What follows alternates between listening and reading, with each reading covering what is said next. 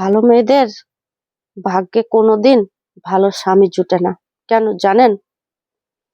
খারাপ ছেলের মা বাবারা ওরা জানে যে আমার ছেলে লম্পট, আমার ছেলে লুচ্চা, আমার ছেলে আলসে, আমার ছেলে কাজ করে না, আমার ছেলে বউর উপর দিয়ে চলবে। তাই ওরা জান জীবন দিয়ে খুঁজে কোথায় আছে ভালো মেয়ে, কোথায় আছে পরিষ্কার মেয়ে, কোথায় আছে দিনদারিতা মেয়ে, কোথায় আছে ধৈর্যশীল মেয়ে, তাকে আমার ছেলেকে মানিয়ে নিতে পারে, আমার ছেলের কথা সহ্য করতে পারে, আমার ছেলের দেওয়া অশান্তি মুখ বুজে সহ্য করতে পারে। তাই ছেলের মা বাবারা খুঁজতে লাগে, নানান রকম লালচ দেখে মেয়ের বাবাদেরকে বুঝিয়ে দেয়। বিয়ের পর কি বলে মেয়ের ছেলের বাবা মা জানেন? বাবা একটু মানিয়ে নে, মা কিছুদিন পর ঠিক হয়ে যাবে, একটু বিয়ের আগে ছেলেগুলো এরকম এরকম হয়, একটু বিয়ের পর ঠিক হয়ে যাবে। যখন বিয়ের পরে আরো শুরু করে দেয় তখন কি বলবে? মা একটা বাচ্চা নিয়ে নাও, একটা বাচ্চা নিলে দেখবে বাচ্চার মায়া ভুলে যাবে, সবকিছু ঠিক হয়ে যাবে। সবার কথা মেনে, মেয়ে বাবা মায়ের কথাও মেনে সবাই বলে ঠিক হয়ে যাবে বাবা। আর আমাদের গ্রামের ভাষা, মেয়েদেরকে মানিয়ে নিতে হয় স্বামীর বাড়ি, মুখ বুঝে সহ্য করতে হয় স্বামীর বাড়ি। স্বামী দু কথা বললে চুপ করে শুনে থাকতে হয়, জবাব দিতে নাই।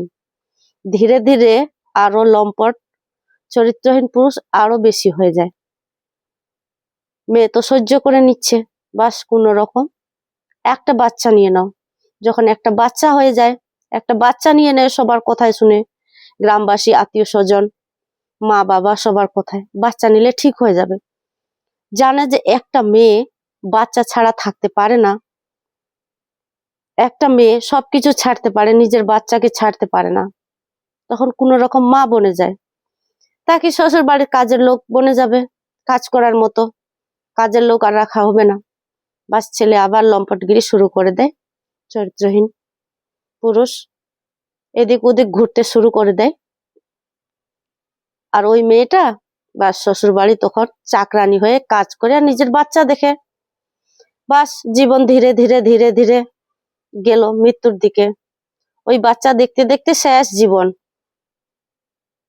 আর ওই জানোয়ার ঘুরে বেড়ায়, জানে যে আমার বাচ্চাকে ছেড়ে যাবে না, যতদিন জৈবন ততদিন ঘুরবে। এটা হলো চরিত্রহীন পুরুষদের।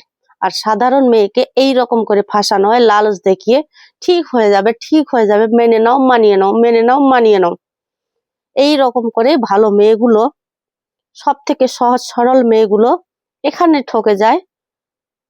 গ্রামের মেয়ে হোক বা আর কোনো মেয়ে হোক, কেননা শ্বশুর বাড়ির স্বামীর কথা শ্বশুরের কথা মানে নিতে হয়।